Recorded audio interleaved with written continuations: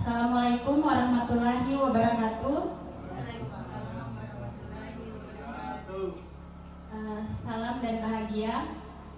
Baik Bapak Ibu Guru, terima kasih atas kesempatan yang diberikan kepada saya.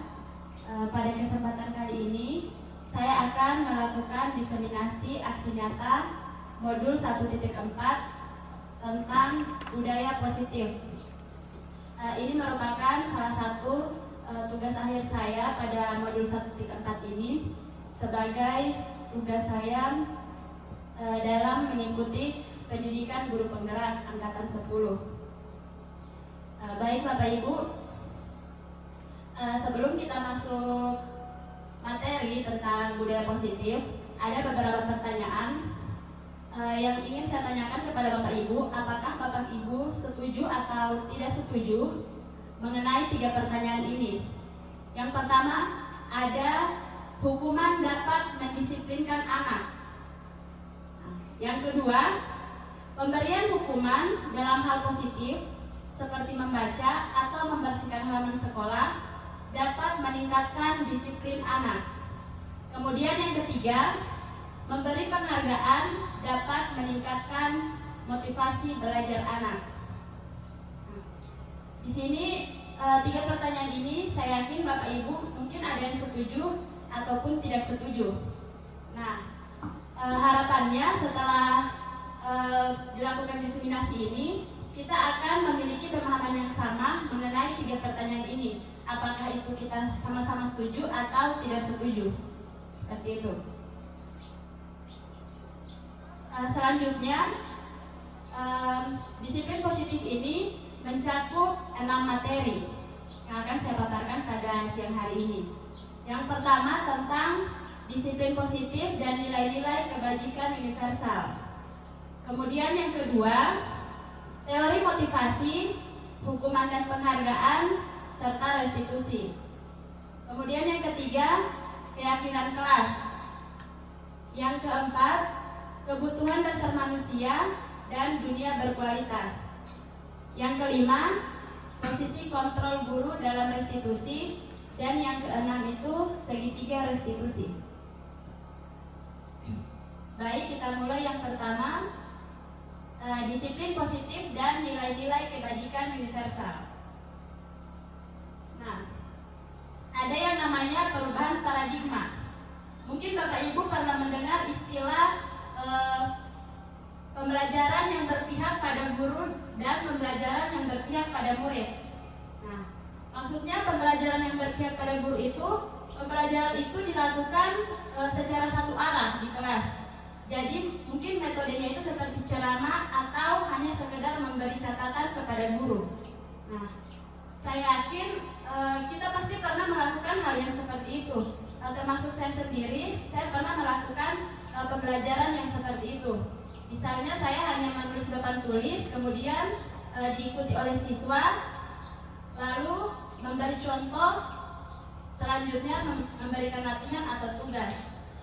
Nah, pembelajaran yang seperti itu untuk saat ini itu kurang tepat lagi. Sekarang itu kita harus melakukan pembelajaran yang berpusat pada murid. Nah, itu kita kenal dengan perubahan paradigma atau paradigma baru dalam pembelajaran. Nah, paradigma baru dalam pembelajaran itu disusun dengan pendekatannya itu pembelajaran berdiferensiasi.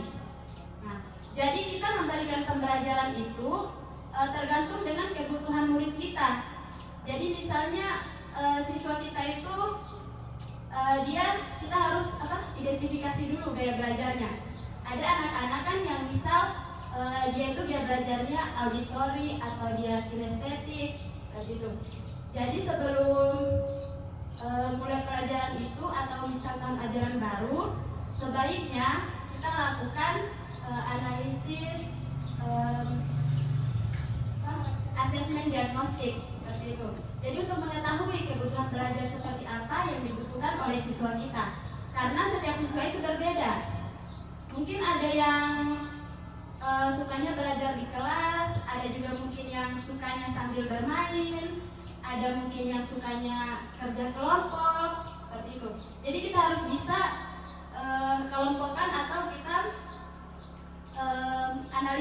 bagaimana kebutuhannya. Seperti itu. Kemudian tujuan dari pembelajaran itu atau pembelajaran berdiferensiasi itu untuk mewujudkan profil pelajar Pancasila. Nah, profil pelajar Pancasila ini terdiri atas 6 dimensi. Mungkin Bapak Ibu bisa lihat di sini. Ini dimensi-dimensi yang ada pada profil pelajar Pancasila. Yang pertama itu beriman, bertakwa kepada Tuhan Yang Maha Esa dan berakhlak mulia. Kemudian yang kedua itu mandiri. Yang ketiga bernalar kritis. Kemudian yang keempat berkebinekaan global. Yang kelima bergotong royong. Dan yang keenam itu yang terakhir kreatif. Jadi diharapkan dengan dilakukannya pembelajaran berdiferensiasi, kita dapat mewujudkan profil pelajar Pancasila ini kepada murid-murid kita. Seperti itu. Selanjutnya, ini ada miskonsepsi tentang teori kontrol atau teori pilihan. Ada beberapa miskonsepsi atau kesalahan konsep kita atau kesalahan pemahaman kita selama ini. Yang pertama itu, ini ada ilusi guru mengontrol murid. Nah, selama ini kan kita misalnya memberikan tugas kepada siswa kita. Kita pasti berpikiran bahwa kita bisa mengontrol mereka. Pokoknya siswa kita harus kerja tugas. Padahal itu hanya ilusi. Sebenarnya siswa kita itu, anak-anak kita itu mengerjakan tugas itu karena memang dia ingin. Kita itu tidak bisa memaksakan dia untuk mengerjakan tugas. Makanya kita temukan kan anak-anak itu yang tidak mengerjakan tugas atau tidak mengumpulkan tugas. Padahal ini kita sudah suruh kumpul tugas, ini kerja tugas. Itu karena memang tidak ada keinginan dia.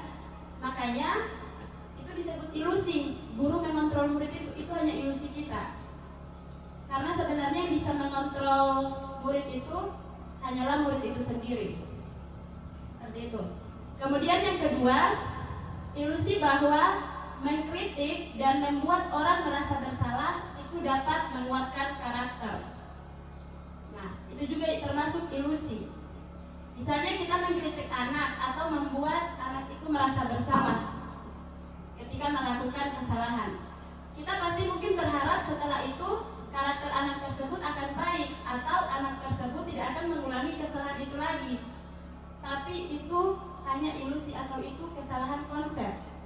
Bahkan yang ada ketika kita membuat anak itu merasa bersalah, bisa saja anak itu dia itu akan timbul rasa takut kepada kita atau punya dendam kepada kita. Seperti itu. Kemudian yang ketiga, ilusi bahwa penguatan positif, efektif, dan bermanfaat. Nah, jadi ini yang contohnya itu kayak misal anak terlambat, kita hukum dengan membersihkan kamar mandi. Nah, itu kan mungkin positifnya ya kamar mandinya bersih, tapi sebenarnya itu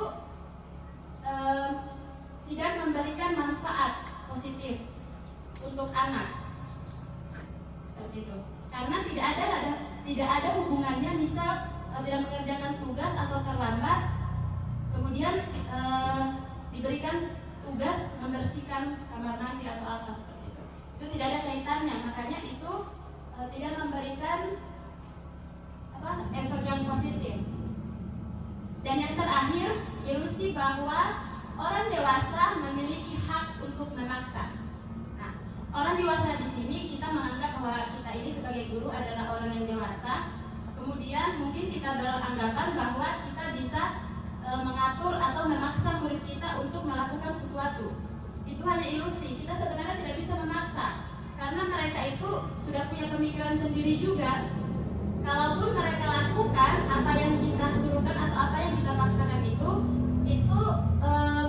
mungkin dia takut dihukum atau apa seperti itu, atau mengharapkan sesuatu dari kita. Makanya itu adalah sebuah ilusi atau miskonsepsi tentang teori kontrol atau teori pilihan. Berikutnya di sini ada perubahan paradigma dari stimulus respon ke teori kontrol atau teori pilihan. pilihan. Nah, siapa sesungguhnya yang bisa mengontrol kita? Yang bisa mengontrol kita itu hanya diri kita sendiri, bukan guru atau orang yang lebih dewasa atau siapapun itu. Makanya ada perubahan dari stimulus respon. Misalnya kita mencoba mengubah orang agar berpandangan sama dengan kita. Nah, sedangkan menurut teori kontrol, kita itu berusaha memahami apa yang berbeda dari kita atau pandangan lain dari orang lain. Kita itu tidak bisa mengubah seseorang. Kita hanya bisa memahami orang tersebut. Kita tidak bisa mengubah. Orang itu tidak bisa diubah. Hanya bisa diberi pandangan atau diperbaiki lakunya. Tapi kalau untuk mengubah tidak bisa. Karena setiap orang itu punya kodratnya masing-masing, punya bakat tersendiri, punya minat tersendiri. Jadi kita tidak bisa mengubahnya. Selanjutnya yang kedua, perilaku buruk dilihat sebagai suatu kesalahan. Itu menurut stimulus respon. Sedangkan menurut teori kontrol, semua perilaku itu memiliki tujuan. Jadi, mau itu perilaku yang benar ataupun perilaku yang salah, kita pasti punya alasan kenapa kita melakukan itu. Begitu juga dengan anak-anak kita, dengan siswa-siswa kita. Ketika dia melakukan sesuatu yang buruk, dia pasti punya alasan. Begitu juga ketika dia melakukan sesuatu yang baik, pasti punya alasan. Kemudian yang ketiga, orang lain bisa mengontrol saya. Itu menurut stimulus respon. Sedangkan menurut teori kontrol, hanya saya atau hanya kita sendiri yang bisa mengontrol diri kita. Itu bedanya. Kemudian yang keempat, saya bisa mengontrol orang lain. Sedangkan menurut teori kontrol, kita tidak bisa mengontrol orang lain. Karena hanya orang itu sendiri yang bisa mengontrol dirinya. Kemudian yang kelima, pemaksaan ada pada saat rujukan gagal. Jadi menurut stimulus respon, ketika kita sudah gagal dalam membujuk seseorang, maka boleh memaksa. Sementara menurut teori kontrol, tidak boleh ada paksaan. Yang boleh itu adalah kolaborasi dengan menciptakan pilihan-pilihan baru yang telah disepakati. Jadi kita tidak boleh memaksa. Seperti itu. Kemudian yang terakhir itu menurut stimulus respon, pola berpikir kita atau model berpikir kita itu menang kalah. Jadi harus ada yang menang, harus ada yang kalah. Sedangkan menurut teori kontrol, pola berpikirnya itu harus menang-menang. Semua harus menang. Kalau dua-duanya kalau kalah, nanti harus sama-sama kalah. Kalau menang, harus sama-sama menang. Jadi di sini dia tidak berpikir bilang harus ada yang disalahkan, harus ada yang baik dengan tidak seperti itu. Berikutnya, apa makna kata disiplin? Saya yakin Bapak Ibu semua sudah sangat familiar dengan kata disiplin, sudah tahu apa itu disiplin. Nah, jadi disiplin itu berasal dari bahasa Latin, ini disiplina yang berarti belajar. Disiplin itu mengacu pada disiplin diri yang memiliki tanggung jawab terhadap apa yang dilakukan berdasarkan nilai-nilai yang diyakini. Nah, kemudian disiplin positif itu adalah salah satu cara untuk menerapkan disiplin diri. Bertujuan untuk menumbuhkan kesadaran serta memberdayakan peserta didik tanpa mengharapkan imbalan penghargaan, ancaman, ataupun hukuman. Jadi disiplin diri itu bukan karena kita takut dihukum atau kita mengharapkan sebuah imbalan. Jadi misalnya nih, kalau kita kayak kita bisa sebagai guru, kita datang ke sekolah misal tepat waktu. Itu memang karena kita sadar bahwa datang ke sekolah tepat waktu itu merupakan kewajiban kita, merupakan tugas kita sebagai guru, bukan karena kita takut misalnya ancaman atau hukuman dari Bapak Kepala Sekolah, atau misalnya kita mengharapkan imbalan atau mengharapkan penghargaan, mungkin mau dikasih penghargaan sebagai guru yang paling rajin atau guru yang disiplin, seperti itu. tapi karena kita sadar, ada kesadaran dalam diri kita bahwa itu memang tugas kita sebagai guru. Kemudian sebagai pendidik kita harus menciptakan peserta didik yang memiliki disiplin diri, disiplin yang timbul motivasinya itu timbul dari dalam dirinya, dan motivasi itu mengacu kepada nilai-nilai kebajikan universal.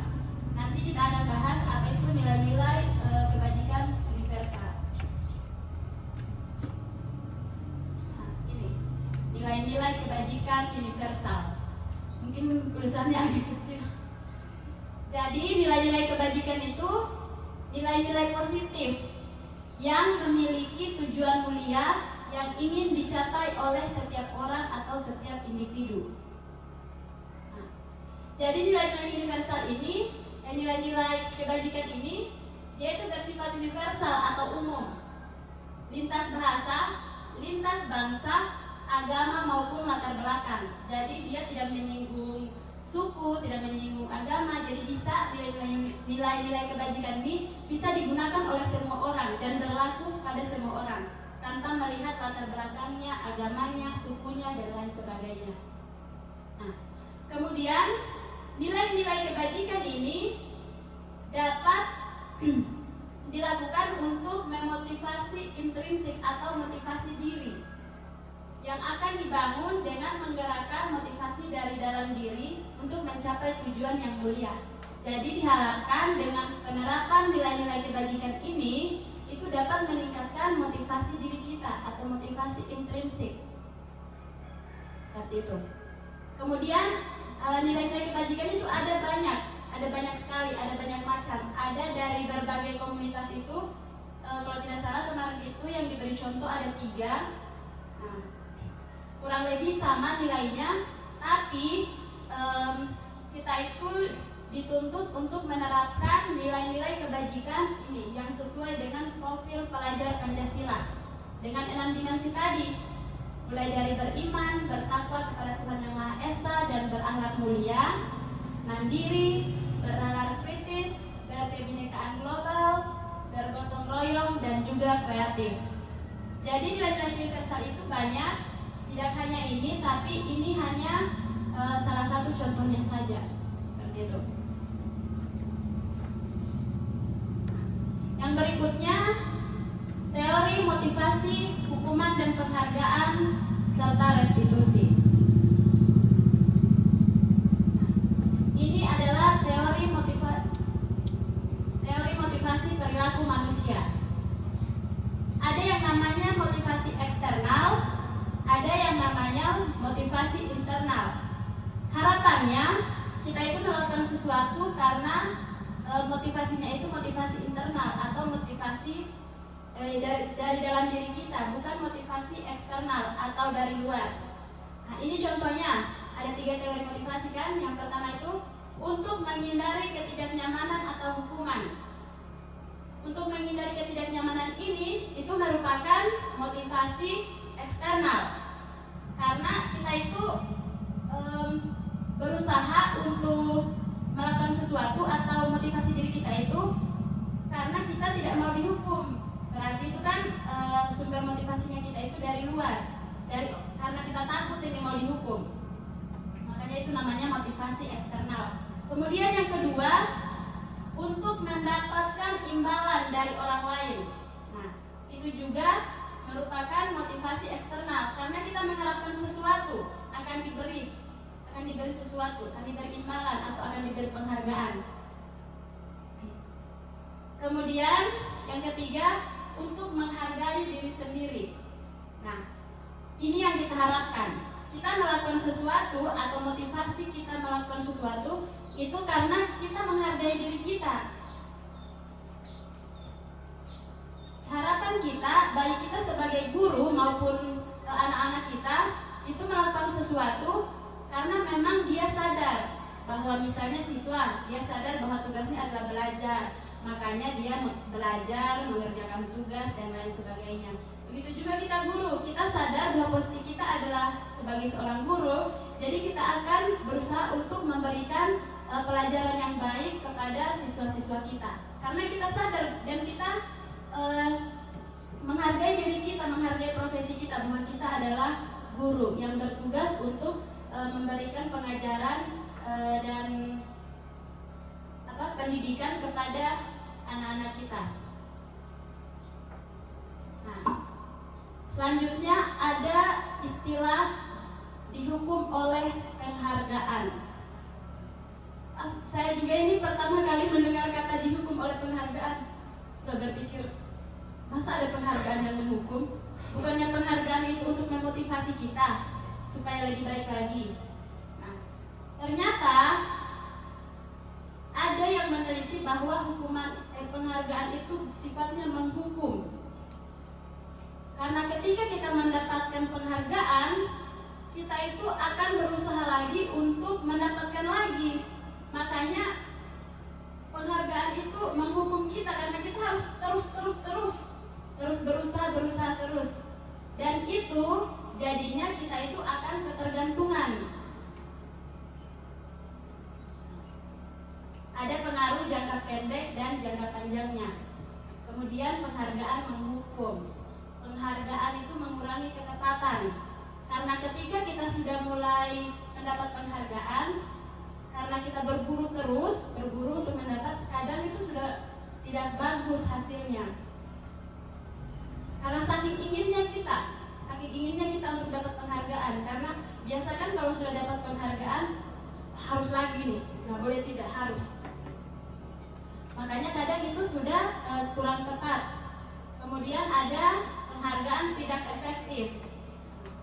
Penghargaan itu tidak efektif karena itu tadi menimbulkan ketergantungan. Kemudian penghargaan merusak hubungan. Nah, ini penghargaan merusak hubungan ini, misalnya nih, ada siswa yang dapat juara, kemudian semester berikutnya tidak dapat juara lagi. Kan biasanya kalau dapat juara kan ada hadiahnya. Nah, jadi ketika sudah tidak dapat juara, misal temannya yang dapat juara, misal teman satu tempat duduknya, pasti itu, apalagi dia gantikan posisinya temannya, pasti itu dia sudah tidak enak dengan temannya yang satu, temannya juga sudah tidak enak. Makanya itu penghargaan itu merusak hubungan. Seperti itu. Kemudian ada penghargaan menurunkan kualitas. Karena itu tadi, karena saking inginnya kita sudah jadi kurang tepat dalam mengikuti sesuatu. Makanya penghargaan itu menurunkan kualitas kita. Selanjutnya, penghargaan mematikan kreativitas. Anak menjadi tidak kreatif ketika diberi penghargaan, karena dia itu sudah lebih fokus kepada mencari penghargaan itu atau untuk mendapatkan penghargaan, jadi sudah tidak kreatif lagi. Pokoknya fokusnya itu di penghargaan, entah bagaimana caranya itu mau dapat penghargaan. Nah, ini lagi yang terakhir, penghargaan mengurangi motivasi intrinsik. Nah, motivasi intrinsik itu kan motivasi dalam diri. Ketika kita mengharapkan penghargaan itu kan motivasi ekstrinsik atau motivasi eksternal yang di luar dari diri kita. Karena kita mengharapkan penghargaan dari orang lain, makanya sudah berkurang motivasinya, atau bahkan kita tidak memiliki motivasi dalam diri. Pokoknya yang penting dapat penghargaan. Berikutnya, bentuk-bentuk program kebajikan atau apresiasi. Dalam memberikan apresiasi ini perlu diingat beberapa hal. Ada pemberian secara khusus, pemberian secara pribadi, kemudian pemberian kepada semua murid secara bergantian, kemudian pemberian pengakuan itu secara konsisten, kemudian pemberian pengakuan itu harus berfokus pada proses, bukan hasilnya. Jadi kayak misalnya pekerjaan anak-anak kita itu pada saat ulangan mungkin bagus, tapi kita harus lihat itu jangan hasil akhirnya, kita harus lihat prosesnya, bagaimana dia berproses setiap hari. Jangan-jangan kan hasil ulangannya itu mungkin hasil nyontek atau kebetulan atau bagaimana. Jadi kita itu harus menilai proses, bukan hasil akhir. Seperti itu. Nah, Ini ada contoh pengakuan atau apresiasi kebajikan. Di sini sudah ada kata pembukanya, contohnya kata pembukanya, kemudian nilai kebajikannya dan situasinya. Kata pembukanya itu misalnya seperti ini. Kemarin saya memperhatikan. Nah, nilai kebajikan itu rasa empati. Nilai kebajikannya itu rasa empati. Rasa empatimu besar sekali. Nah, situasinya pada saat apa? Pada saat menolong murid baru di kelas kita. Jadi ini salah satu pengakuan atau apresiasi kita itu. Kemarin saya memperhatikan rasa empatimu besar sekali ketika menolong murid baru di kelas. Itu adalah salah satu bentuk apresiasi kita. Kemudian yang kedua, ini kata pembukanya, saya menghargai. Sedangkan nilai kebajikannya itu kepedulian. Situasinya pada saat kamu membantu teman-temanmu di tugas kelompok. Nah, ini salah satu bentuk pengakuan kita atau apresiasi kita kepada siswa-siswa kita.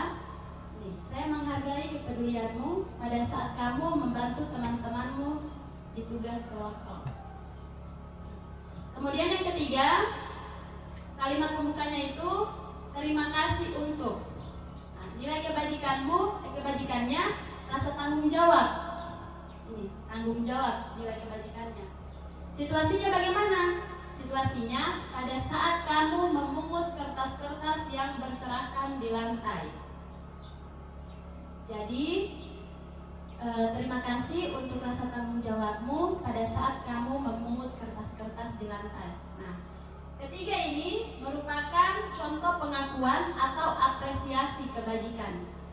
Jadi ini contoh kecil yang bisa kita berikan kepada siswa-siswa kita. Ini bukan penghargaan, ini apresiasi. Selanjutnya ini ada yang namanya hukuman, ada konsekuensi. Di sini kita akan membedakan hukuman dan konsekuensi. Yang pertama tindakan gurunya, sini ada tindakan guru, mencatat 100 kali di dalam buku kalimat saya tidak akan terlambat lagi karena terlambat ke sekolah. Menurut Bapak Ibu ini hukuman atau konsekuensi? Hukuman atau konsekuensi? Hukuman? Ya, nanti oke, hukuman. Nanti sebentar kita lihat. Ini hukuman atau konsekuensi. Kemudian yang kedua, lari mengelilingi lapangan basket 2 kali karena terlambat hadir di sekolah. Hukuman atau konsekuensi? Konsekuensi karena tidak hadir, karena terlambat. Hukuman. Kenapa hukuman?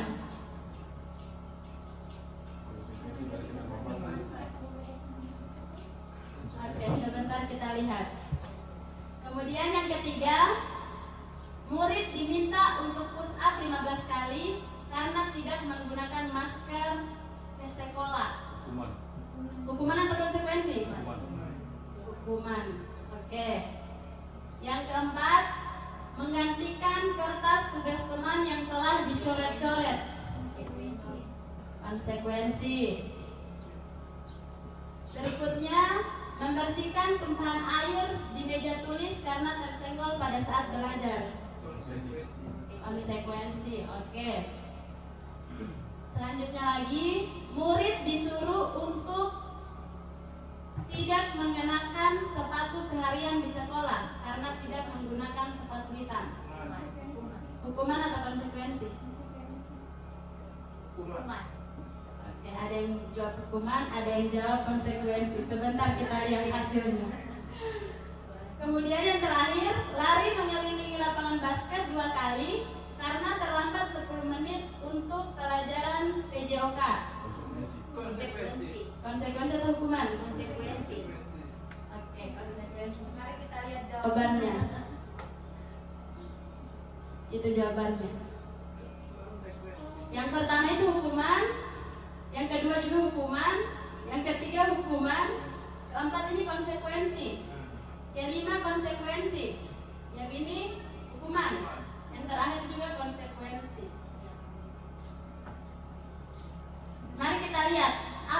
perbedaan hukuman dan konsekuensi.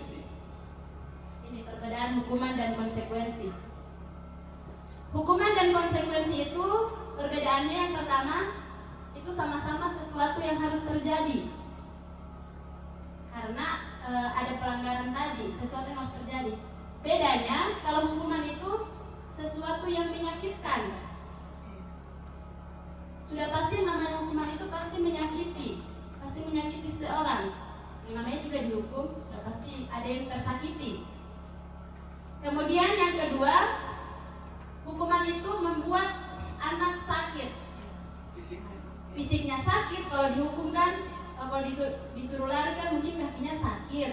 Kemudian pasti nih hatinya juga disakit hati nih dia sama kita yang kasih hukuman.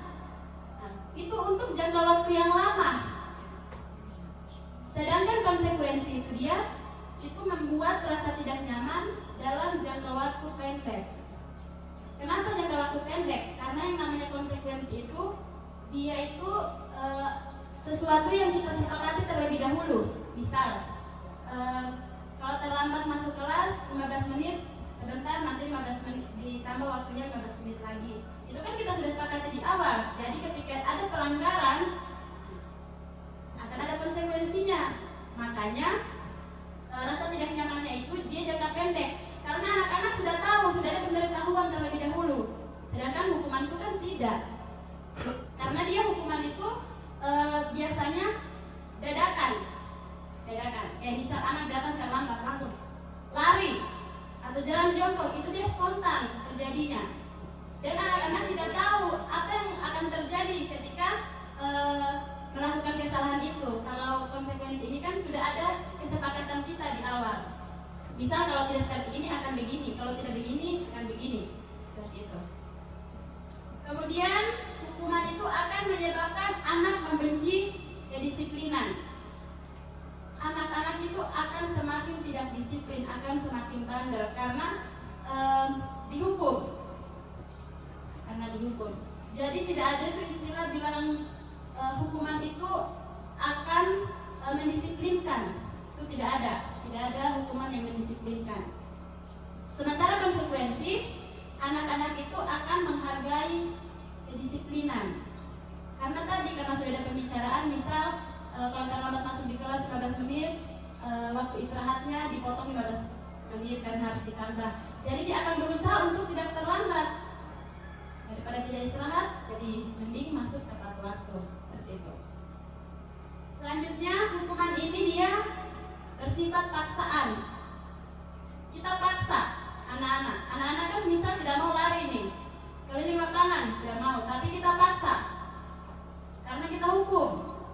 Sementara kalau konsekuensi itu dia sifatnya stimulus tanggapan, karena itu sesuatu yang kita sudah sepakati di awal. Selanjutnya, hukuman itu mendorong anak untuk menyakiti diri sendiri. Ketika dihukum, anak-anak itu akan merasa kurang baik, merasa dirinya itu gagal, seperti itu. Jadi dia akan menyakiti dirinya sendiri. Sementara konsekuensi itu akan mendorong anak untuk mudah menyesuaikan diri. Yaitu tadi, yang tadinya sering terlambat karena ada konsekuensi, jadi saya harus berusaha untuk tidak terlambat.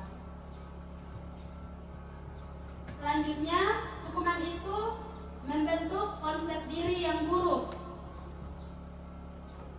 Karena anak-anak itu merasa gagal, merasa tidak berhasil, merasa buruk lah. Makanya dihukum. Kalau dia merasa baik kan tidak mungkin kita hukum, tapi karena anak-anak itu merasa buruk, makanya dihukum.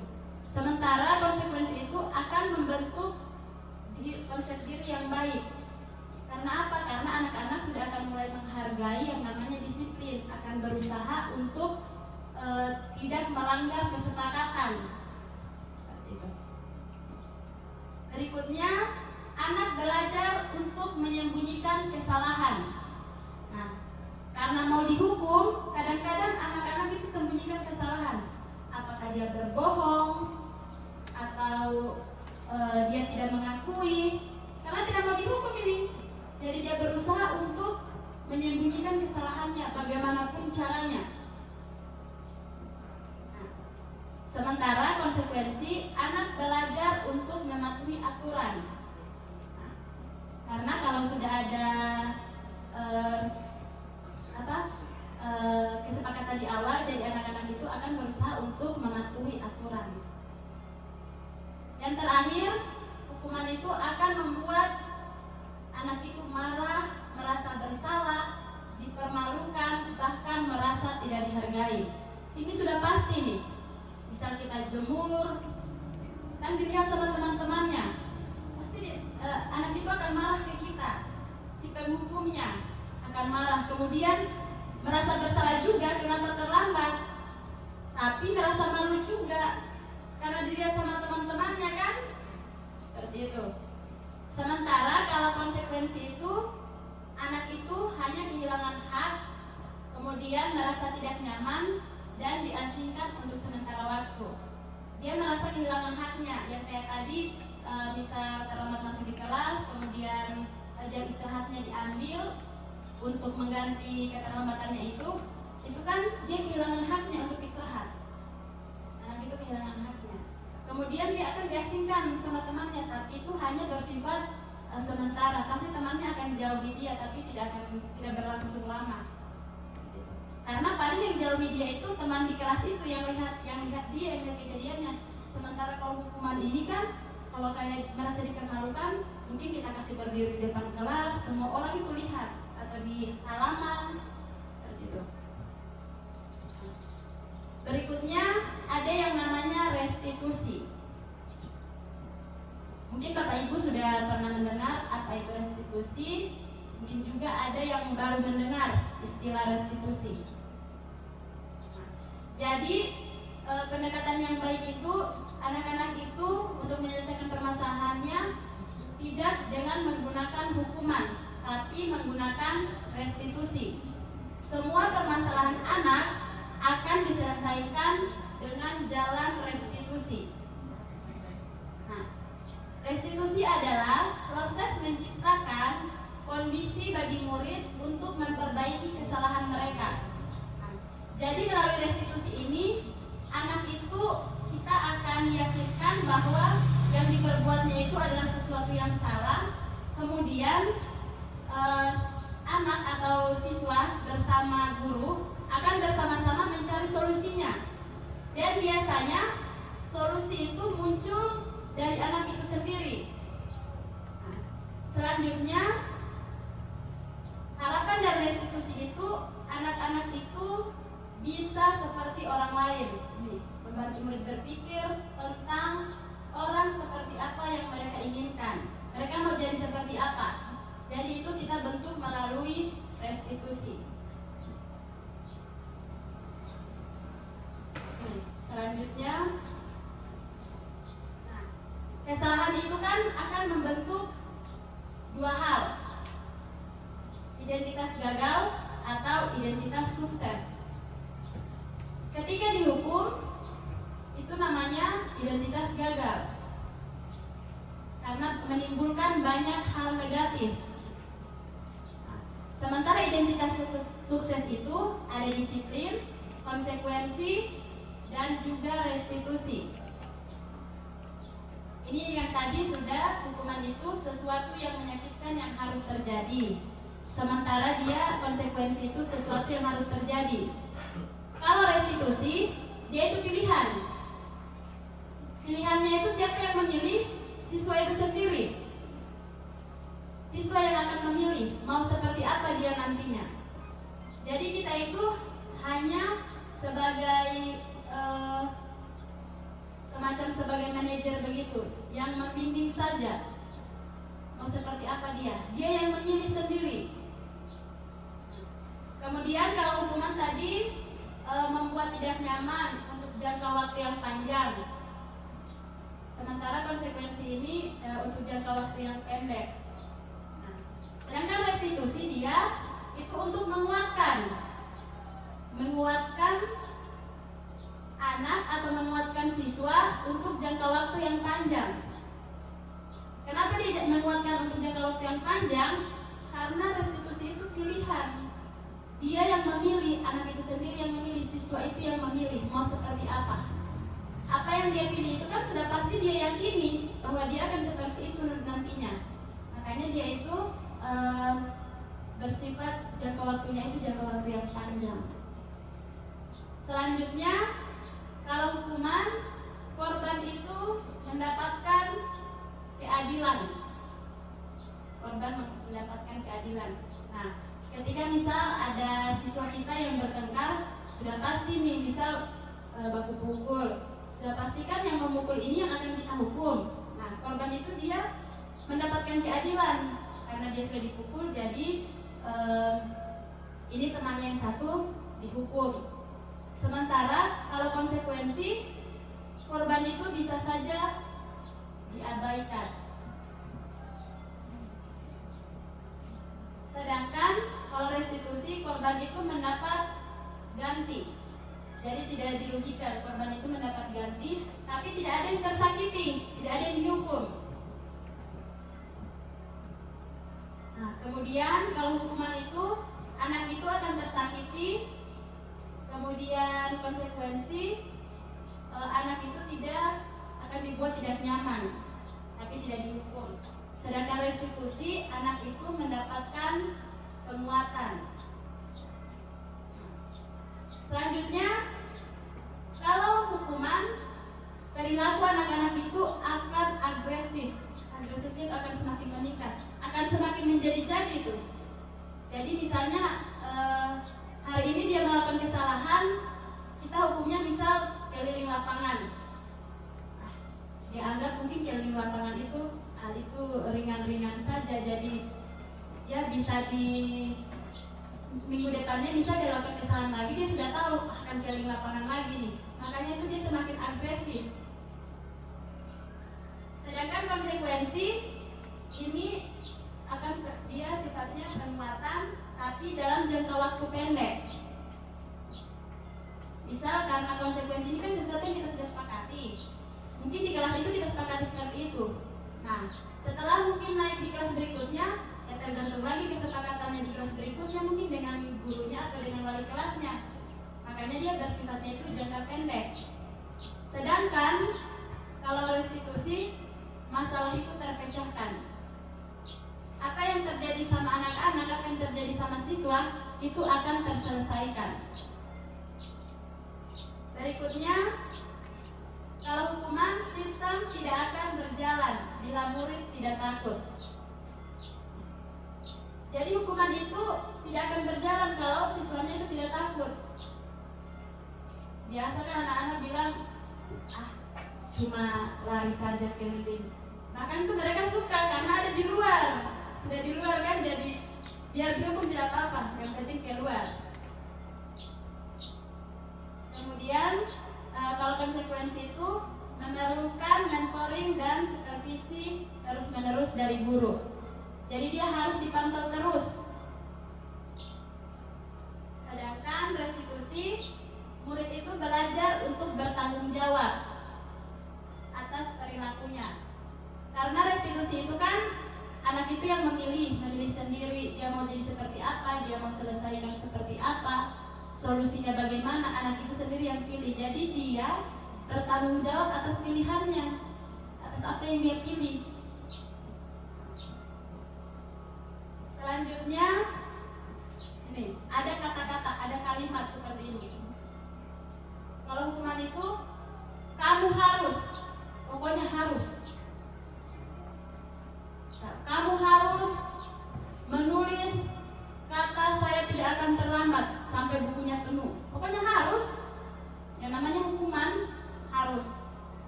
Nah, kalau konsekuensi, anaknya kita tanya, apa peraturannya? Apa peraturannya kalau terlambat? Apa peraturannya kalau misalnya tidak mengumpulkan tugas? Kita tanya, karena dia ada sesuatu yang sudah kita sepakati di awal sebelum ada konsekuensi itu. Nah, kemudian kata berikutnya, mampukah kamu melakukannya? Kita tanya lagi anaknya, bisa dilakukan? Karena itu kan sesuatu yang sudah disepakati. restitusi, kita itu yakinkan, kita tanya, apa kamu yakin dengan pilihannya itu? Yakin tidak dengan pilihannya? Karena kan dia memilih. Kesepakatan kita. Iya. Tidak, kalau restitusi itu dari mereka sendiri. Misal ini, kita tanya anaknya kan, kamu terlambat? Kita tanya, iya terlambat. Jadi kita beritahu dulu, terlambat itu bukan sesuatu yang salah. Semua orang pasti pernah terlambat kan, termasuk kita, bapak ibu gurumu juga ini pasti pernah terlambat. Kemudian kita tanya, apakah misal terlambat datang ke sekolah itu sesuatu yang baik atau tidak? Pastikan tidak baik. Selanjutnya kita akan tanya, kira-kira apa yang akan kamu lakukan supaya tidak terlambat lagi? Mungkin dia akan bilang, saya akan bangun lebih pagi, saya akan apa, seperti itu kan. Jadi kita tanya, yakin akan seperti itu?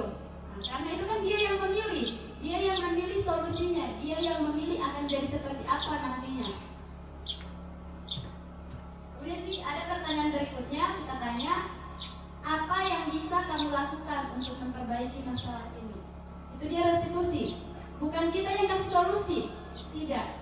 Harus dari anak itu, karena apa yang dia ucapkan itu berarti dia yakin dia bisa lakukan. Kalau kita yang kasih solusi kan mungkin dia tidak setuju lagi. Kemudian dianggap bahwa itu adalah perintah atau itu hukuman. Seperti itu. Nah, ya sudah pasti restitusi itu tidak. Kalau misalnya gagal, misal anaknya melakukan lagi, nah, makanya restitusi itu tidak hanya dilakukan oleh satu orang guru, misal guru BK, yang biasa kan guru BK, itu tidak boleh. Jadi butuh kolaborasi semua guru. Kita harus mencoba. Memang tidak mudah karena ini sesuatu yang baru. Tidak apa-apa kan tidak mungkin langsung jadi. Tapi tidak ada salahnya jika dicoba. Seperti itu. Kemudian hukuman. Hukuman itu membuat murid membenci peraturan. Sudah pasti, bukan hanya peraturan yang dia benci, bahkan dengan sama gurunya ini dia dendam. Saya itu dulu kalau pertama datang dari ujung sana baru belok, saya sudah dengar tuh anak-anak bilang astagfirullah. Sudah ada kata-kata seperti itu. Kemudian kalau konsekuensi, anak itu akan menghormati peraturan. Sedangkan restitusi, dia akan menghormati peraturan, menghormati dirinya, dan juga menghormati orang lain.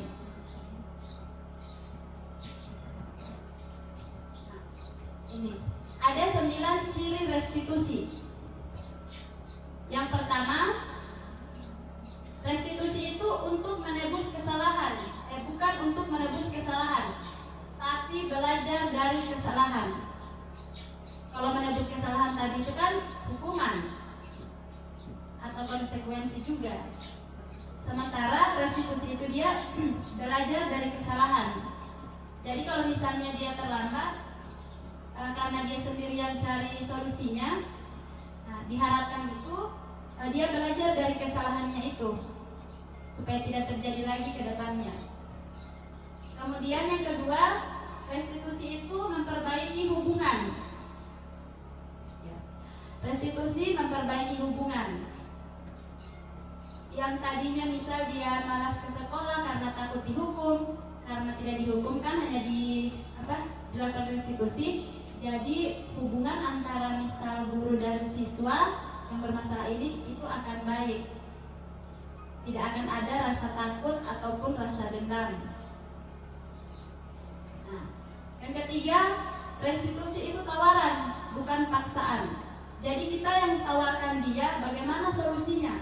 Semua itu dari dia, tidak dipaksa. Tidak bilang kamu harus begini, supaya tidak terlambat kamu harus bangun pagi, kamu harus mandi lebih awal. Tidak ada seperti itu. Dari dia sendiri mau seperti apa, itu yang namanya restitusi. Selanjutnya, restitusi menuntut untuk melihat ke dalam diri. Nah, kan kita akan tanya ini, kira-kira yang kamu lakukan itu sudah benar atau salah? Nah, Jadi harapannya itu restitusi itu menuntut untuk melihat ke dalam diri anak itu tanpa paksaan, tanpa motivasi yang dari luar, harus motivasi dari dalam dirinya. Seperti itu. Kemudian restitusi itu mencari kebutuhan dasar yang mendasari tindakan. Nah, semua tindakan yang dilakukan oleh anak-anak kita, baik itu tindakan yang benar ataupun tindakan yang salah, pasti ada alasannya. Tidak mungkin tiba-tiba bikin seperti itu, berbuat seperti itu. Kalau tidak ada alasannya, pasti ada alasannya. Selanjutnya, restitusi diri adalah cara yang paling baik. Nah, mulai dari kita menyadari, memberikan penguatan dirinya, kemudian memberikan keyakinan bahwa apa yang dia lakukan itu salah atau benar, lalu menanyakan solusinya, itu merupakan tindakan yang paling baik dalam restitusi. Selanjutnya, restitusi itu fokus pada karakter, bukan tindakan. Nah, jadi harapannya dengan melakukan restitusi, karakter anak itu berubah menjadi lebih baik, walaupun itu susah. Paling tidak harus ada perubahan sedikit-sedikit. Seperti itu. Yang kedelapan, restitusi fokus pada solusi. Jadi di restitusi itu kita tidak mencari siapa yang benar, siapa yang salah, tapi kita harus mencari solusinya, solusi dari permasalahan itu mau bagaimana. Yang terakhir, restitusi mengembalikan murid yang berbuat salah pada kelompoknya. Jadi diharapkan dengan restitusi ini, setelah melakukan restitusi, anak tersebut, siswa tersebut bisa kembali atau bisa tetap normal dengan teman-temannya, tanpa ada rasa malu, tanpa ada rasa takut, seperti itu. Selanjutnya, keyakinan kelas. Mengapa tidak peraturan? Mengapa harus keyakinan? Kita kan yang biasa kita dengar kan ada peraturan sekolah, ada peraturan kelas. Kalau kata peraturan itu lebih kepada hukuman dia. Kalau melanggar aturan kan pasti dihukum. Nah, sedangkan keyakinan itu sesuatu dia yang sudah disepakati bersama. Dan ketika kita sepakati, misal kita mau bikin ini, itu kita sudah yakin bahwa kita akan sepakat untuk melakukan hal seperti itu. Seperti itu. Ini ada contohnya, mengapa kita memiliki peraturan harus menggunakan helm ketika mengendarai kendaraan roda 2. Bukan karena takut ditilang, tapi karena helm itu untuk melindungi kita, untuk menjaga kalau sampai kecelakaan atau bagaimana, bukan untuk ditilang. Kalau ditilang itu kan berarti itu kita takut dihukum, tapi karena kita sadar pentingnya memakai helm itu untuk melindungi diri kita, untuk melindungi kepala kita, seperti itu. Kemudian ini, mengapa kita memiliki peraturan 3M, menggunakan masker, mencuci tangan, dan menjaga jarak? Itu bukan karena kita takut misalnya dimarahi kalau tidak, atau ditegur, bukan. Tapi karena kita sadar bahwa itu adalah salah satu bagian dari kesehatan, untuk menjaga diri kita dan juga melindungi orang lain. Bukan hanya diri kita, orang lain juga harus kita lindungi. Seperti itu. Yang terakhir, mengapa kita memiliki peraturan harus datang tepat waktu pada saat pelatihan? Nah, ini juga bukan karena takut dihukum atau ingin mendapatkan penghargaan kalau datang cepat, tapi karena kita sadar dengan tanggung jawab kita mengikuti pelatihan tersebut. Jadi keyakinan itu, dia itu berfungsi untuk mendukung motivasi intrinsik. Kembali pada keyakinan-keyakinan lebih menggerakkan seseorang dibandingkan dengan peraturan. Kalau peraturan itu kan sudah pasti kalau bukan mengharapkan sesuatu, takut dihukum atau mengharapkan sesuatu. Sementara kalau keyakinan itu, dia itu karena motivasi dari dalam diri kita. Ini dari gambaran yang paling kecil. peraturan kelas, keyakinan kelas, lingkungan positif, dan yang paling besar, kalau semua ini sudah terbentuk, maka akan terbentuklah budaya positif. Kalau dari positif, nah ini ada dua peraturan di sini. Yang mana yang merupakan keyakinan kelas? Mengapa? Ini ada datang tepat waktu mengucapkan salam, menjaga kebersihan sekolah, berdoa sebelum dan sesudah kegiatan, aktif dalam pembelajaran, tertib. Kemudian yang satu, kami guru dan murid yang saling menyayangi, kami murid yang semangat belajar, kami murid yang peduli dengan teman-teman. Menurut Bapak Ibu yang mana yang keyakinan? Yang kiri atau kanan? Kanan. Sebelah sana. Yang ini keyakinan. Ini kiri. Kiri kan? Ini kiri kan? Ini kiri ini kan? Ini kiri, ini kanan. Jadi yang mana? Kiri atau kanan?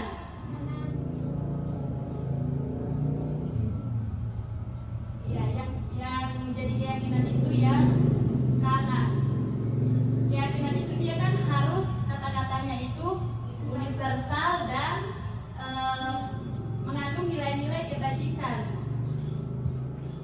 Ini kan harus datang tepat waktu. Kalau tidak tepat waktu pasti lagi dihukum. Seperti itu. Nah, ini ada kegiatan pendalaman keyakinan. Ada yang namanya tabel T dan tabel Y. Yang ini tabel T. Yang ini tabel Y. Ini kecil sekali nih tulisannya. Ada hormat, bagaimana bentuknya, terus bekerja, kemudian diterima dan dimiliki. Nah, ada contoh kata-katanya seperti ini. Ini contoh kata-katanya. Kalau di tabel Y, ini hormat ini bisa terdengar. Ayo saya bantu. Terus kita bisa selesaikan ini bersama. Itu yang terdengar karena dengar dia, kedengaran diucapkan. Nah, sementara yang terlihat berempati terhadap perasaan orang lain, itu kan terlihat bagaimana rasa empati kita. Kemudian mendengarkan dengan saksama, berbagi, senantiasa berbuat baik, itu semua sesuatu yang terlihat. Kemudian berperilaku, tersenyum ramah, itu kan perilaku kita, sikap kita. Kemudian memberi salam semangat, memberi ruang kerja, kemudian postur tubuh yang tenang. Itu semua contoh hormat dalam bentuk perilaku. Kemudian kalau ini tabel T, hormat itu dia tampak seperti datang tepat waktu. Itu karena kita hormat, makanya kita datang tepat waktu. Kalau tidak tampak seperti sering datang terlambat. Itu. Kemudian yang tampak itu hormat itu menyapa teman dan guru setiap hari. Nah, jadi kalau kita datang saling menyapa itu salah satu bentuk hormat kita yang nampak atau yang terlihat. Seperti itu. Kemudian kalau bekerja dia tampak itu seperti tekun bekerja dan menyimak guru. Kemudian menyerahkan tugas tepat waktu bagi siswa. Ini kalau bekerja, yang menyangkut pekerjaan. Yang tidak terlihatnya itu tidak mendengarkan guru dan acuh tak acuh, kemudian tugas tidak diberikan. Ini. Ada peraturan, ada keyakinan kelas. Seperti yang sudah saya katakan sebelumnya, keyakinan kelas itu dia kata-katanya itu universal, tidak bisa digunakan semua agama, semua suku, bukan semua orang. Kalau ini peraturannya selalu mengembalikan buku ke tempatnya. Kira-kira keyakinannya apa? Bertanggung jawab kan, maksudnya mengembalikan buku itu sebagai bentuk tanggung jawabnya. Karena dia bertanggung jawab, jadi keyakinan kelasnya itu bertanggung jawab. Jadi seperti ini. selalu mengembalikan buku ke tempatnya itu adalah bentuk keyakinan kelasnya itu bertanggung jawab. Kemudian dilarang mengganggu orang lain. Itu menghormati orang lain. Keyakinan kelas itu dia kata-katanya itu harus positif. Tidak boleh ada kata jangan, tidak boleh. Harus kata-kata yang positif. Jadi kayak misalnya dilarang jangan membuang sampah, berarti itu jagalah kebersihan, seperti itu. Harus kata-katanya positif. Nah, ini hadir di sekolah 15 menit sebelum pelajaran dimulai. Nah, keyakinan kelasnya itu menghormati orang lain dan itu juga termasuk komitmen. Nah, selanjutnya dilarang menggunakan kekerasan. Nah, keyakinan kelasnya itu karena untuk keselamatan dan juga menghormati orang lain, makanya jangan diganggu. Kemudian dilarang menggunakan narkoba, keyakinan kelasnya itu kesehatan. Bergantian atau menunggu giliran, nah ini juga menghormati orang lain dan bersabar. Kemudian gunakan masker. Nah, gunakan masker ini selain untuk kesehatan, itu untuk keselamatan untuk diri kita dan juga orang lain. Kemudian jangan berlari di kelas atau koridor.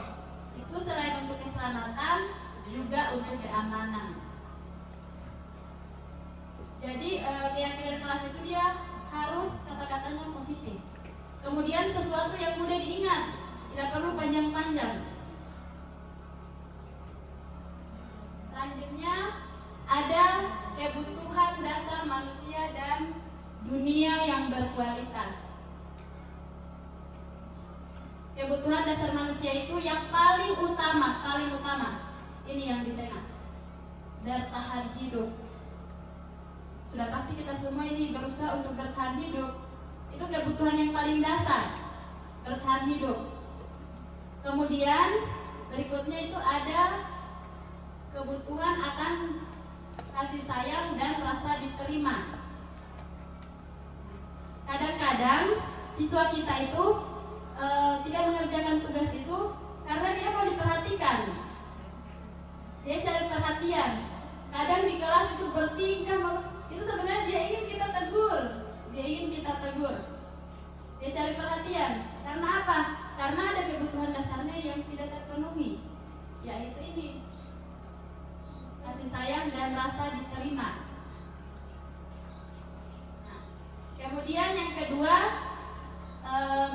ini kebutuhan dasar akan kesenangan. Nah, kadang anak-anak kan tidak mau belajar di kelas, pokoknya sembarang dia bikin dalam kelas supaya mau keluar. Itu karena dia ingin mencari kesenangan. Sama dengan ini, kebebasan. Tidak mau model belajarnya seperti itu. Bu guru kita ini sudah kelompok, mungkin dia maunya menulis saja atau maunya di luar, dia ingin bebas. Itu juga harus dipenuhi. Kemudian ini, kebutuhan akan penguasaan.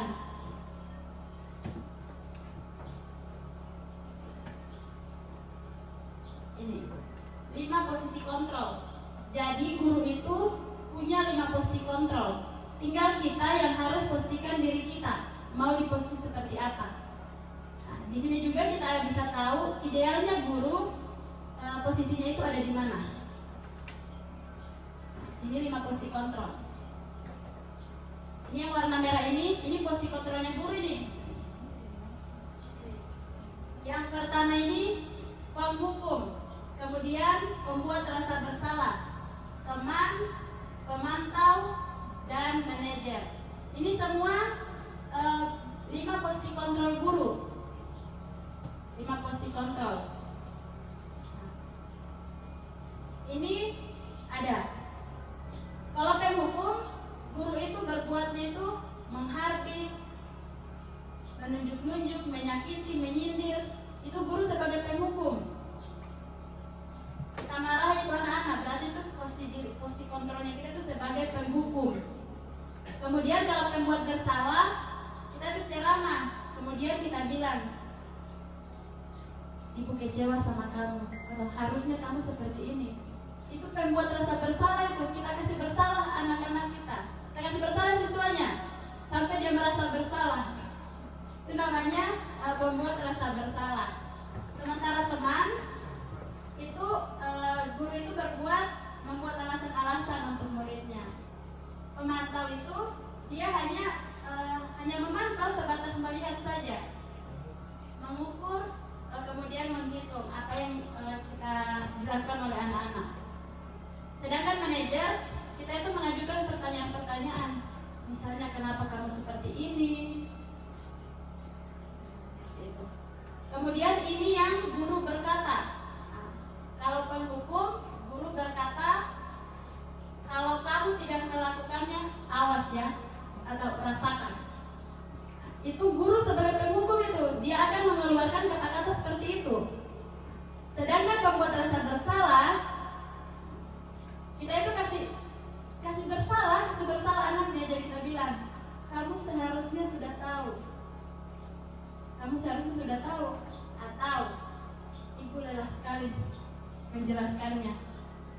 Pak guru stres ini. Itu kita kasih bersalah anaknya nih. Dia sudah merasa bersalah kan karena bikin stres gurunya, bikin lelah gurunya. Nah, kalau teman, nah itu juga termasuk salah satunya.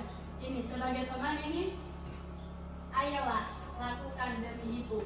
Kita pastikan dirinya kita sebagai teman. Misal,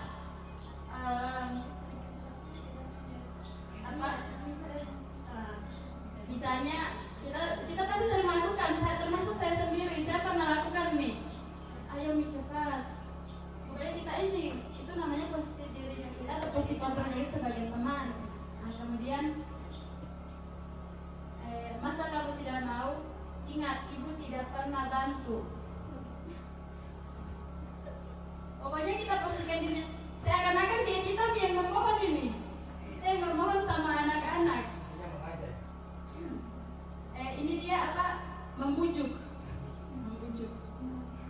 Nah, kalau pemantau, kita tanya apa aturannya. Nah, kalau dia berbuat salah kan, kita tanya aturannya. Kita ingatkan kembali, kita pantau. Nah, kalau manajer, kita tanya apa yang kita yakini.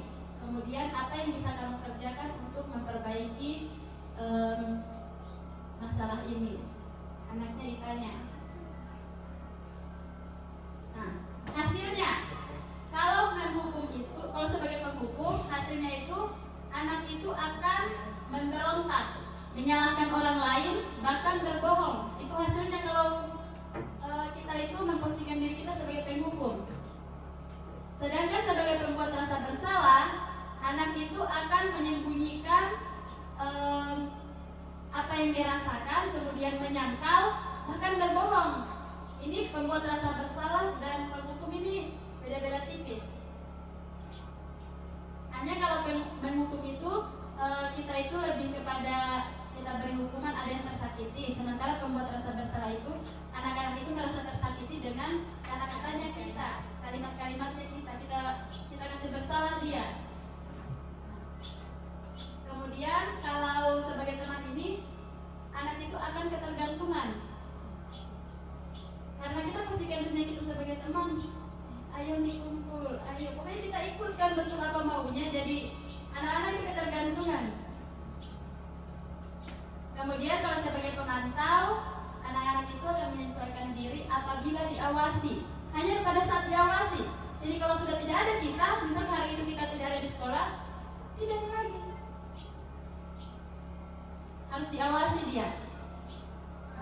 Sedangkan manajer hasilnya itu akan menguatkan pribadi anak itu sendiri. Nah, kalau ini yang dikatakan murid, yang dikatakan siswa, ketika kita memposisikan diri kita sebagai penghukum, biar saja, nanti juga marah-marah lagi. Karena dia sudah biasa dihukum, makanya dia bilang begitu, biar saja. Kadang kalau kita hukum, kalau hukumannya itu saja kan dia bilang biar nih, dia sudah berdiri dia dihukum. Nah, kalau pembuat rasa bersalah karena karena kita posisinya kita kasih bersalah, kita pojokkan, pokoknya kita seakan-akan sudah kita ini yang paling tersakiti, sudah siswanya ini kita yang paling jahat. Kata-kata yang akan dia keluarkan itu adalah minta maaf. Saya minta maaf seperti itu. Kemudian kalau posisinya kita sebagai teman, siswa itu akan berpikir begini. Saya pikir Bu Guru atau Pak Guru ini teman saya, ternyata ketika kita sudah tidak melakukan itu lagi, dia akan berpikiran seperti itu. Kemudian kalau sebagai pemantau, karena kalau pemantau itu kan kita hanya pantau-pantau saja. Nah, siswa itu akan berkata berapa banyak bintang yang harus saya peroleh atau berapa halaman yang harus saya tulis.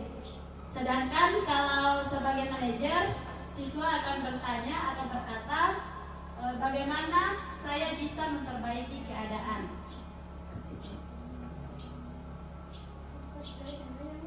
Iya.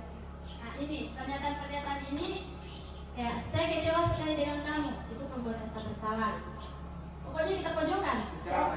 Seolah-olah anak-anak itu yang paling jahat nih. Nah, kemudian sebagai penghukum, kamu tidak pernah benar melakukannya. Seolah-olah siswanya kita yang sudah tidak pernah benar. Kemudian yang berikutnya sebagai teman itu, ayolah lakukan demi Bu Guru atau demi Pak Guru. Kemudian sebagai pemantau, apakah kamu mendapatkan stiker bintang hari ini? Yaitu lebih kepada penghargaan. Kita memberikan penghargaan kepada anak itu. Kemudian sebagai manajer, bagaimana kamu bisa menyelesaikan masalah ini? Nah, dia ini manajer ini lebih kepada kita lakukan restitusi sama anak itu. Nah, yang terakhir ini penghukum. Kamu selalu yang paling terakhir. Kita hukum lagi. Seperti itu. Ini sebagai guru idealnya kita itu harus berada di posisi manajer. Jangan ada di posisi teman, pemantau, pemberi rasa bersalah, apalagi penghukum. Seperti itu. Nah, ini yang terakhir tentang segitiga restitusi. Jadi dalam melakukan restitusi itu ada 3 tahapan. Ada 3 tahapan, ada 3 langkah yang harus kita lakukan. Yang pertama itu menstabilkan identitas. Menstabilkan identitas. Setelah kita menstabilkan identitas, yang dilakukan adalah validasi kebutuhan. Nah, dilakukan validasi kebutuhan.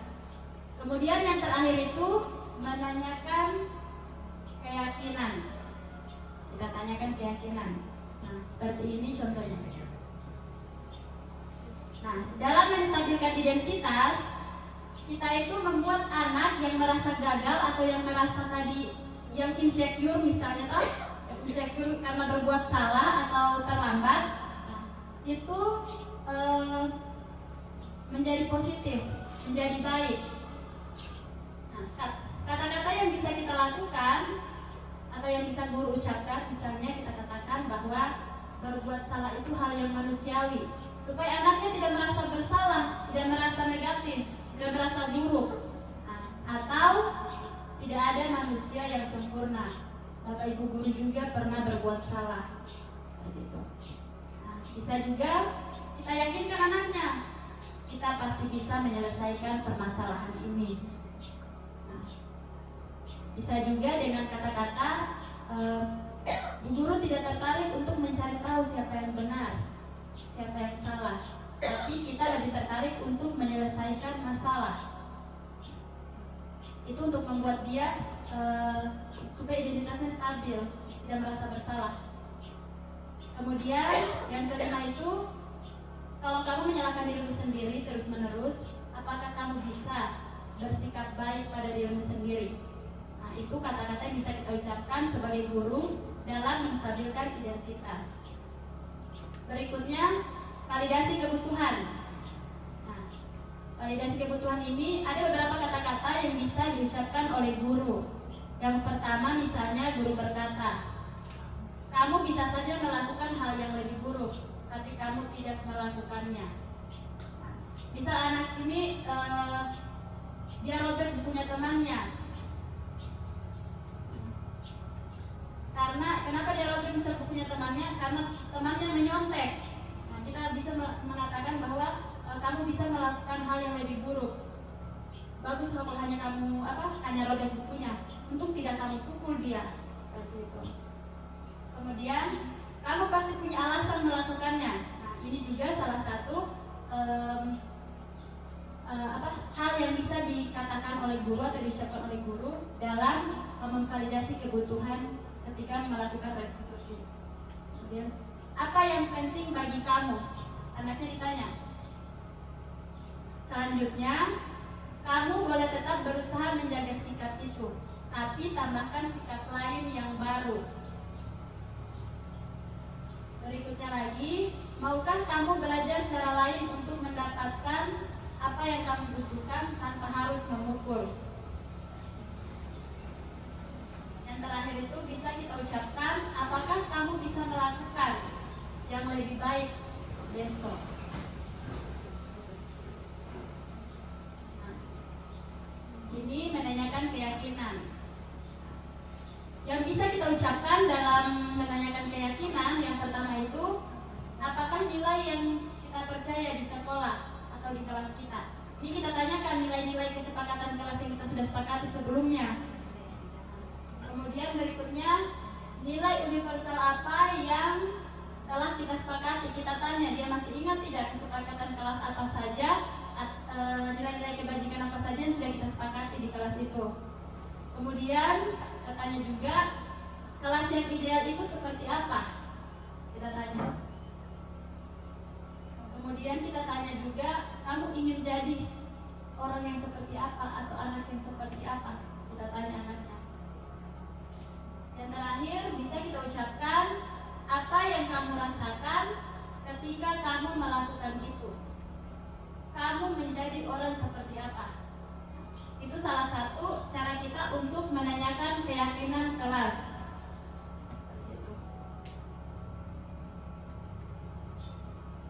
Nah, ini bagian dari disiplin positif. Ini tadi kita sudah bahas mulai dari makna disiplin, kemudian dari motivasi, nilai kebajikan universal, keyakinan kelas, 5 posisi kontrol, 5 kebutuhan dasar manusia. Kemudian yang terakhir itu segitiga restitusi. Yang terakhir itu ada refleksi. Apa hal baru yang mengubah paradigma saya atau pendapat saya yang saya dapatkan? Kemudian yang kedua, perasaan apa yang muncul selama mengikuti sesi ini, khususnya mengenai makna disiplin dan motivasi intrinsik. Yang ketiga, peran Among seperti apa yang telah saya lakukan? Maksudnya peran Among ini, peran kita dalam menuntun siswa selama ini kita bagaimana? Itu setelah mengikuti diseminasi ini. Kemudian saya akan menjadi Among yang seperti apakah setelah mengikuti sesi ini? Baik Bapak Ibu, dalam sesi refleksi ini saya akan minta pendapat Bapak Ibu mengenai 4 pertanyaan ini. Nah, hal baru apa yang berubah setelah mengikuti diseminasi ini? Silakan Bapak Ibu berikan tanggapannya. Oke, silakan. Yang pertama terkait dengan hal baru apa yang mengubah paradigma saya yang saya dapatkan. Pertama, salah satu dari tujuan disiplin positif tadi ada yang namanya motivasi intrinsik. Nah, itu saya baru sadar bahwa ternyata untuk melakukan sesuatu itu tidak harus untuk orang lain. Yang paling penting itu kita tanamkan bahwa diri sendiri itu kembali kepada kita. Seperti itu. Yang kedua, adanya saya melalui diseminasi ini saya paham perbedaannya penghargaan, adanya penguatan, konsekuensi, hukuman, dan restitusi. Nah, yang saya tahu selama ini mungkin hanya hukuman atau konsekuensi, ternyata ada yang lebih baik dari itu. Dan terkait dengan apa yang sudah dijelaskan sama pemateri atau calon guru penggerak kita ini, penjelasannya sangat baik dan banyak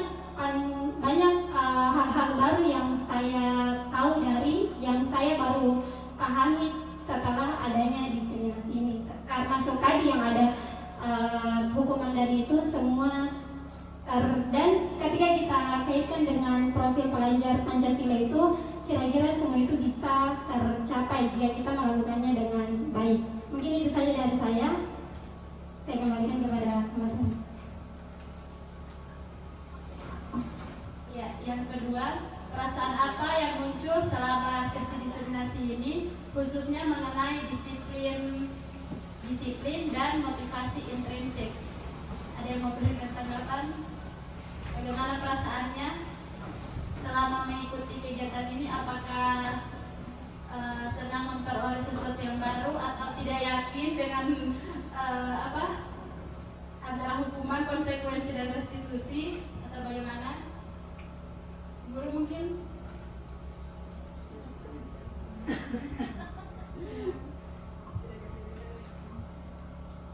Ya, terima kasih atas kesempatan yang diberikan.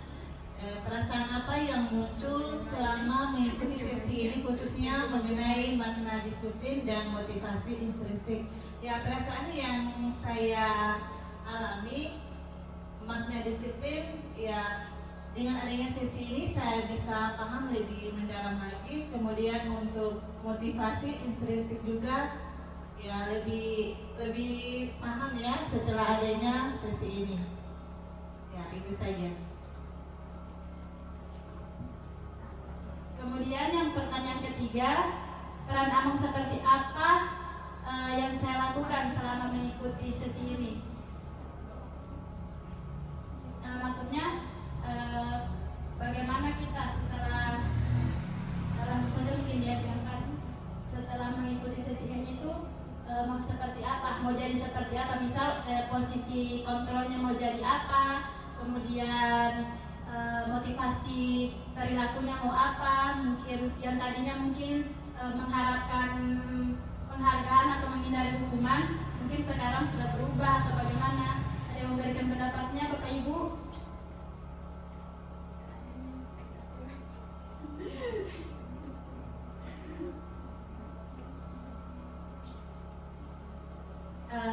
Baik, harapannya setelah mengikuti sesi ini, Bapak Ibu bisa membedakan apa itu hukuman, apa itu konsekuensi, kemudian apa itu restitusi, bagaimana cara menjalankan restitusi, kemudian juga posisi kontrol kita yang bagaimana, kemudian membiasakan diri untuk melakukan sesuatu atau berperilaku itu, motivasinya itu berasal dari dalam diri kita sendiri, bukan karena mengharapkan sesuatu atau menghindari sesuatu. Kemudian juga harapannya kita bisa membentuk keyakinan kelas atau kesepakatan bersama dengan siswa-siswa kita, itu untuk menghindari hukuman seperti itu. Demikian diseminasi yang bisa saya lakukan. Lebih dan kurangnya mohon dimaafkan. Wabillahi taufiq wal hidayah. Wassalamualaikum warahmatullahi wabarakatuh. Waalaikumsalam.